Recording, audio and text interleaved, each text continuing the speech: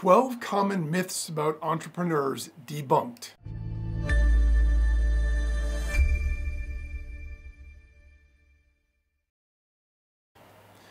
Ideas about entrepreneurs create a wide range of thoughts, feelings, and reactions depending upon who you ask and what their experience has been or their relationships with other entrepreneurs.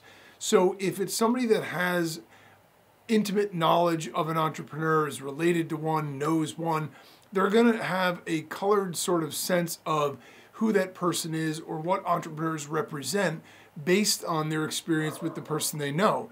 At the same time, if it's somebody that maybe has only heard about them in books or seen them on news articles or websites or things like that, they may have completely different ideas. So it's very interesting if you ask 100 people what their thoughts are about entrepreneurs, entrepreneurship, starting a business, it will run the entire gamut from one extreme to another. And while that's fascinating, at the same time, I think it's really important to be clear and accurate about what life as an entrepreneur is like and what some of the realities are that sort of don't jive with some of the myths that are out there and the ideas that float around.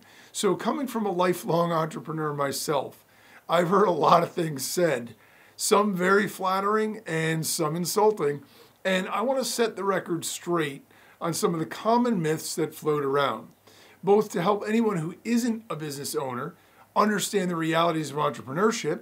So if you have somebody in your life or you know somebody who is an entrepreneur, you may understand them better, you might appreciate what they're going through a little bit better, and just have a higher level of understanding in general.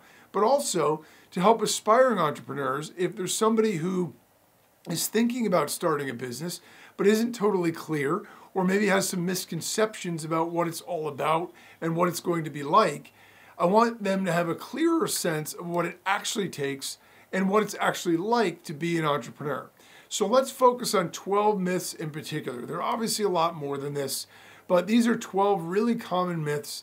And it's important to also understand up front that some of these can be true in some instances. So it isn't as though they're all categorically false. However, they're not all true in all cases, and in a lot of cases, they're not really true at all. So it's important to really understand that. Myth number 1, entrepreneurs don't have a personal life. Now, if you know someone who's starting out, and in particular in the very beginning, it's probably true. It's very difficult in the beginning to get a business off the ground, particularly if you're a solopreneur or you're doing it without a staff or team or employees or whatever. It's a lot of work. And, like getting a locomotive off the tracks to begin with, it requires a lot of energy. A rocket on the launch pad, same thing. A lot of energy, a lot of fuel, a lot of work, a lot of effort to get that going. Once it starts going, though, successful entrepreneurs can actually prioritize work-life balance and avoid burnout and increase productivity, and in fact have more free time because they have the ability to create their own schedule. If they're very good at it, they may be able to find outsourced help or find someone who can run the business effectively without them. So in some cases, they don't need to be there at all. They can basically have their business run. They can make the money that the business makes, check in once in a while, but they don't actually have to be there in the daily operations. So the idea that it's impossible to have a personal life and run a business is a myth. It's absolutely not true. And there are a lot of people that have lifestyle businesses where they live a great life. They travel around. In fact, Tim Ferriss built his entire reputation, fortune, books, podcasts, everything on that one very idea. He was able to go from working 60 or 80 hours a week and making 40 grand a year to making $40,000 a month working 4 hours a week. And so his famous book, The 4-Hour Work Week, revolutionized the way people view entrepreneurship and the ability to outsource and get other people to do work for us that we need to get done. So it absolutely can be a lifestyle business if it's done the right way. However, obviously, if it's not, you can be chained to it and feel like you don't have any balance in your life as well. Myth number 2, real entrepreneurs never quit. Okay, so this is a tricky one because it is true that perseverance and never giving up are the hallmarks of successful entrepreneurs. However, we need to parse this. because many successful entrepreneurs have actually quit ventures, and some have even benefited from it. So it's important to discern and distinguish between the idea of the entrepreneurial venture or spirit, never giving up and never quitting, and the actual business itself. You know, a smart entrepreneur is able to evaluate, able to analyze and adapt. And so if we are running a business that we think is not going to be able to be successful long term, sometimes the smartest thing to do is to cut it off, leave that, and move on to something else. So it's not true that they never quit a particular venture. However, the spirit of being an entrepreneur, the idea of wanting to work for themselves and design their own lifestyle, is something that we do need that commitment to, and we do need to never give up on. You know, in my first entrepreneurial venture when I was younger, I actually had a custom configured PC business. And we were very small and we were self-funded. And so when the bigger players started to get smart about supply chain and were able to cut down all of their margins so we weren't able to make any money anymore, I recognized that as much as I wanted to be a business owner, that particular business model was no longer going to work. So I had to pivot, I had to move on to something else. Otherwise, I would have been forced out of business anyway. And so it's important to understand the difference. We want to be entrepreneurs, we stick with it, and we keep going, but we may change the venture. In fact, a lot of entrepreneurs started in one venture and found their success in another. The person who actually invented the music device for Apple, the very first version of the little iPhones, but they were just for music, did that after working for Magic, which is a company that everybody thought was going to be revolutionary. They had brilliant people working there, and the company actually went out of business. So he totally redefined what he was doing, focused his passion on something else, and became really successful. Steve Jobs walked away, being fired from Apple, and ultimately it was a blessing in disguise for him as well. So we can quit a particular venture, we just don't quit the entrepreneurship game in and of itself. Myth number 3, entrepreneurs don't have a boss. This is one that everybody wants to get into entrepreneurship for because they feel as though, I don't like my boss, he's a tyrant, she's a tyrant. If I only could work for myself, I could make my own rules. Absolutely true. However, you do have a boss as an entrepreneur because you are accountable to your customers, you are accountable to your investors, if you have any, and other stakeholders, and ultimately to all of your creditors. If you have a mortgage, if you have car payments, if you have a spouse, a family, you have to work in the business and generate enough revenue because you're going to need to be able to pay all those bills. And there's nobody else to do it. There's no paycheck that comes in. If you don't make any money in your business and you aren't accountable because you want to sleep in every day, that is not really the idea of being your own boss. Being your own boss, you need to be really tough on yourself and you need to be really committed the same way you would. You just don't have somebody else telling you to do it. So we need to be self-starters, we need to be self-motivated, and we need to be understanding that we still have obligations that we need to fulfill. If we have customers, we have to make sure they're happy. If we have investors, we have to make sure they're happy. If there are other stakeholders, family members, whatever, and ultimately anybody that we owe any money to, from bills for our utilities, our mortgage, our cars, whatever else we're paying for, we have to be able to generate enough to do that. You know, the security you get from a job is, you know, even if you have a bad day at work, that check is still going to come in. If you have a bad day in business, that check may not come in.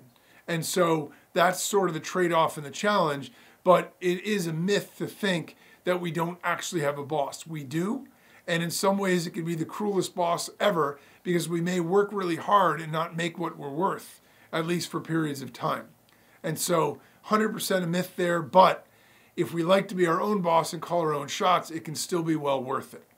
Myth number 4, all entrepreneurs are rich. Everybody thinks that, you know, when you think of the word entrepreneur, a lot of people associate that with wealth, freedom, the ability to do whatever they want. You see images, especially on social media, of these people driving fancy cars, flying around on private jets. The average entrepreneur does not make that much money. There are some that are extremely wealthy, no doubt, There are some that struggle to make their rent every month, or to pay the bills, or pay their staff, or don't even take a salary themselves because they don't have the money to be able to do it.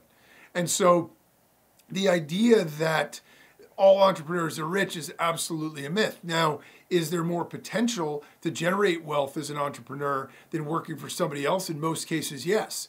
So that potential is certainly there if we're smart about the way we do it. But the reality of it is, especially in the beginning for most entrepreneurs, is the money just isn't there. You'd actually make more working for somebody else. You work harder and make less. And there are moments where you think to yourself, why am I even doing this? If I just got a job, I'd make more than this. But the idea is, if we do it right, we can eventually go way past that and get to that point where we're working less, making more, and we have that asset that's generating that for us that will be there for years to come, even when we stop working. When we work a job, we trade time for money. So once we retire, we better make sure we've saved enough or we're all done.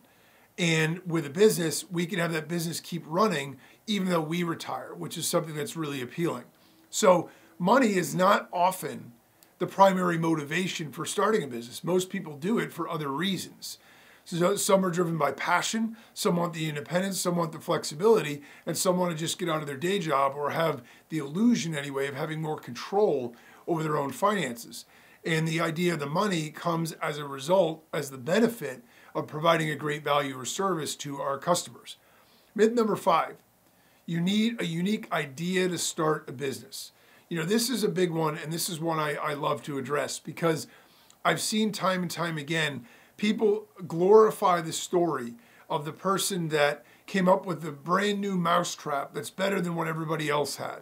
They revolutionized an industry because of something they made. That's absolutely true, and if you have a groundbreaking idea like that, good for you, run with it, and I hope you change the world. The vast majority of entrepreneurs do not start a business that changes the world. They, might open an ice cream shop or a dog grooming business or whatever. They're not, reinventing the wheel. They're not doing anything that's revolutionary. They're trying to provide a valuable service to people in exchange for money that they make, and they want to be their own boss. They want to be able to call their own shots, and they want to be able to do something that they're passionate about. So it's important and valuable to have a unique spin on an idea. It's better to open a restaurant that has a unique element to it as opposed to just saying, well, geez, there's 5 other burger chains. I think I'll just open a hamburger restaurant and we'll be totally generic and sell hamburgers. Probably not a great idea because there's nothing to differentiate us. But we don't need to create a brand new type of beef that's never been designed before in order for people to want to come buy our hamburgers. We just need something that makes us stand out and that gets people to select us over the competition. And it can be a minor thing. It can be something that's just a minor tweak to the way things are going. It doesn't need to be product related. It can be service. It can be brand related. It can be, there's a number of different ways that we can stand out and be unique. But the idea in and of itself does not need to be a revolutionary breakthrough or a technological advancement in order to be successful in business. And in fact, most entrepreneurs don't have that. We read about the stories of the people who do because the inventors and the people that do change the world are more fascinating. But the reality of it is there are a lot of successful entrepreneurs that run an insurance business or, a restaurant or this or that or whatever, and they might not win Michelin stars. They might not be featured on the cover of magazines. They're still very successful because they provide a valuable product or service, their customers like them, and they're very good at what they do. So many successful businesses offer similar products and services, but they differentiate themselves through their execution, through their marketing, maybe the customer experience. Those kinds of things are the way that they stand out. Myth number 6, there's a secret formula for success. Most people that appear to be an overnight success will tell you, I'm an overnight success 20 years in the making, right? Success typically comes from hard work, learning from failures, and perseverance and adapting to current situations than it does from any secret formula. Is it true that on occasion there's an entrepreneur that happens to be at the right place at the right time, has very little struggle. They just hit it and it goes. And they think, well, wow, this business thing is so easy. They happen to have the right mix of traits or the right people around them, and things just skyrocket. Sure, it could happen. It's happened to some people. I actually met an entrepreneur that started a business in college with his brother and a friend, and they sort of unwittingly stumbled on something that ended up making them a ton of money. They had an exit strategy. They made a ton of money. They're all retired at 50 years old. Fantastic. Good for them. The vast majority of people, they were profitable from like the first day they started. The vast majority of people and entrepreneurs aren't in that situation. What happens is they start off with an idea and they start going with it. And what happens is down the road, they start to realize this is a problem, that didn't work, this isn't as profitable as I thought. They make adjustments. Oftentimes they either switch industries or niches, or they change up the product line, and they very rarely end up in the same place they start. Most entrepreneurs adjust course number of times. They make adaptations to what's going on in the market, adaptations to what's going on in the economy and in technology, and they reinvent themselves multiple times. The secret is that they don't quit. When there's a problem, when there's a challenge, instead of giving up and saying, well, this didn't work, they say, what can I adjust? What changes can I make to make this profitable and make this work anyway? And that's what they do. And so it's more about being slow and steady and continuing going than it is about some kind of a secret formula. Most entrepreneurs do not begin the journey with the entire skill set they need to be successful. They learn it along the way by doing it and paying attention to the results they're getting and having a commitment to lifelong learning and development. Myth number 7, entrepreneurs should always trust their gut. We always know that intuitive entrepreneur that tried all these crazy things and wow, it took off, and see that if we just follow our gut, we could all be geniuses and brilliant and everybody can build the business of their dreams. The reality couldn't be further from the truth. It's usually far less romantic, far less glamorous, and just far less interesting than that. Intuition can be valuable, and it's important to at least listen to our gut. It's crucial that we listen to our customers and we listen to our stakeholders and we value constructive feedback, because the market will tell us what it wants. The days of a business dictating to the market what they want and insisting that that's what you're going to get are over. Those are over. We don't have the power anymore as a business. The market has the power. And so the market is going to tell us what they want. The market's going to tell us what they don't want. If we listen, we adapt, and we adjust and fall in love with our customers instead of our product, we'll be successful. If we fall in love with our product and insist, no, you're going to like this whether you like it or not, then we're likely to fail. Because the fact of the matter is, the market knows what it wants. There are too many choices, too many options, and they will go to whoever's giving them the answer or the solution that they're looking for. Myth number 8, you have to be young to be an entrepreneur. Now, I haven't heard this one too often, which is great. High energy, maybe. Young, absolutely not. The research shows that the average age of first-time founders is actually increasing. Entrepreneurship attracts people across all age groups and all demographics. And one statistic that's really interesting, I don't know if it still holds, but it used to, the average age that somebody becomes a millionaire was 57 years old. So what that tells us is, even if we start an entrepreneurial venture young, for the most part, we don't actually achieve the success we're looking for until we're much older. And I know from my own demographic studies, the average age of most entrepreneurs that invest in entrepreneurship things or listen to entrepreneurial podcasts, things like that, while there is a young segment, it tends to be people from the ages of 40 to 55. Mid-30s to mid-50s is the sweet spot, because people at that point are established in their career, they know what they want, and a lot of times that's when they set out to become an entrepreneur. Or they go back into entrepreneurship because they're tired of the corporate life. They want to make life on their own terms. And so it does attract people across all age groups, and it's never too late to start. 50, 60, 70, 80, it doesn't matter. If we have a great idea, there's no reason we can't do it. In fact, I ran into an entrepreneur the other day. The guy He didn't hit success till he was 70. He invented a vertical printer.